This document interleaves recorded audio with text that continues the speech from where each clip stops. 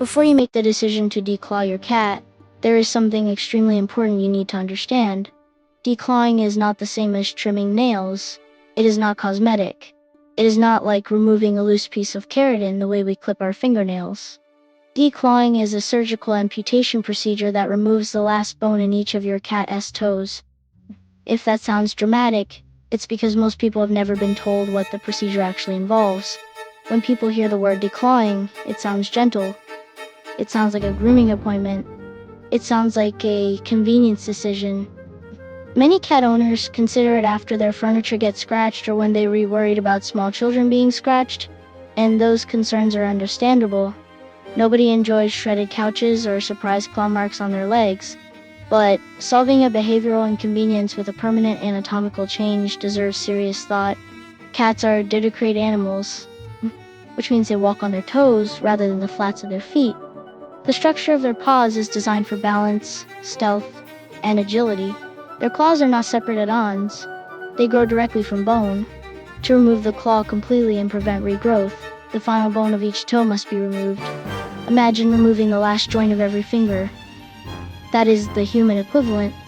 Now imagine adjusting to walking, gripping, stretching, and balancing without those final joints. Some individuals might adapt quickly, others might experience lingering discomfort. Cats are remarkably resilient, which makes it easy to assume everything is fine, but animals are also experts at hiding pain. Scratching is a natural behavior with multiple biological purposes. It is not random destruction. When a cat scratches, they are stretching their shoulder muscles and spine. They are marking territory through scent glands located in their paws. They are maintaining the health of their claws by shedding the outer sheath. They are relieving stress. In many ways, scratching is closer to a full body stretch combined with communication than it is to vandalism. When scratching behavior is misunderstood, declawing can seem like a shortcut, but removing claws does not remove instinct. It removes a coping tool. There are potential physical consequences associated with declawing because the cat's weight distribution changes. Some cats may alter the way they walk. Over time, this altered gait can affect joints higher up the leg. Some cats experience sensitivity in their paws, particularly in certain litter types. If the litter box becomes uncomfortable, the cat may avoid it, and litter box avoidance is one of the most common reasons cats are surrendered to shelters. There are behavioral consequences as well. Claws serve as a warning system. A cat can give a light swat without serious injury. Without claws, the escalation path changes. If a declawed cat feels threatened, they may rely on biting sooner. Cat bites can be medically serious due to bacteria. Ironically, trying to reduce injury risk through declawing can sometimes increase it. Emotionally, it is difficult to measure impact. Some cats appear unchanged. Others become more withdrawn. Behavior shifts are not always dramatic.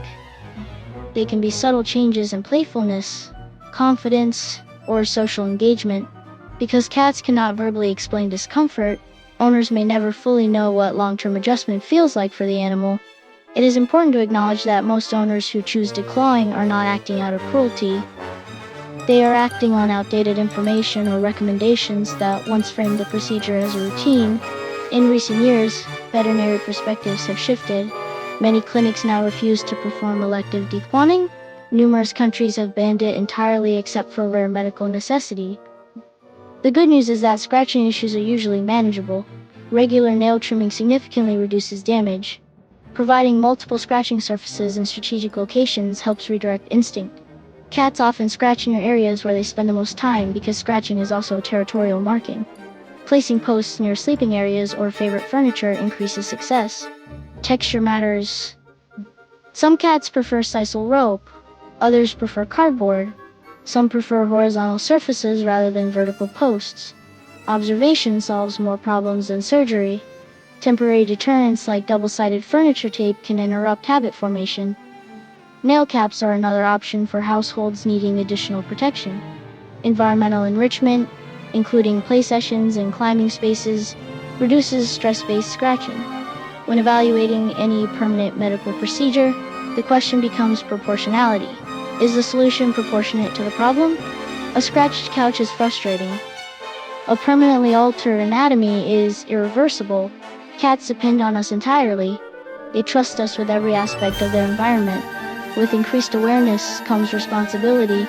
The goal is not to shame anyone who has declawed in the past. The goal is to ensure that future decisions are made with full understanding.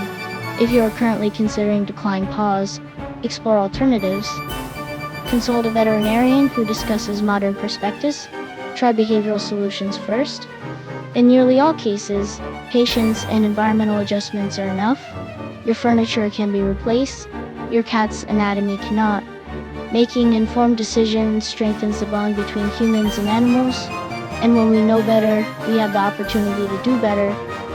Before choosing a permanent solution to a temporary behavior, ask yourself whether the inconvenience outweighs the potential lifelong impact. Cats have claws for a reason. Protecting them protects the integrity of the animal itself. If this information helped you see the issue more clearly, share it with someone who may not know the full picture. Awareness prevents regret, and your cat relies on you to make decisions in their best interest.